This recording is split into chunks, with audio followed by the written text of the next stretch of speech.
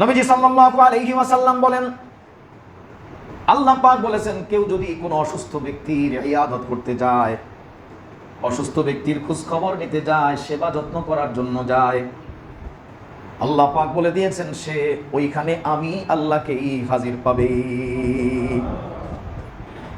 অসুস্থ ব্যক্তির বিছানায় আল্লাহকে পাওয়া যায়, বিশাল কথা। আল্লাহকে তো সবাই খুঁজতেছি, যেন আল্লাহকে পেয়ে যায়। কোথায় পাবেন? একটা ঠিকানা বলা হলো, আরো ঠিকানা আছে, একটা বলা হলো। নবীজি বলে দিচ্ছেন, আল্লাহ পাক বলেছেন, ওই অসুস্থ ব্যক্তির বিছানায় যখন তুমি খোঁজখবর নিতে যাইবা, আমার ওই বান্দার খোঁজখবর যখন নিবা, তার প্রতি দয়া মায়ার আচরণ যখন করবা, তো সেখানে তুমি আমি আল্লাহকে পেয়ে যাবে, মানে আমার সন্তুষ্টি তুমি অর্জন করতে পারবে।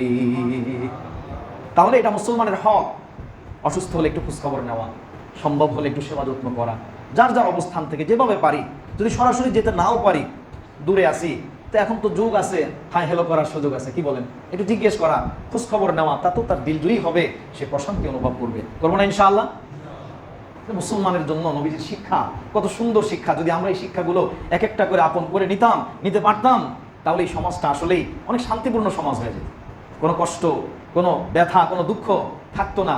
আমরা সকলেই ভাই ভাই হয়ে যেতাম, সমাজটা শান্তিতে একাকার হয়ে যেত। কত ভালো হতো যদি এমনটা হতে পারতো।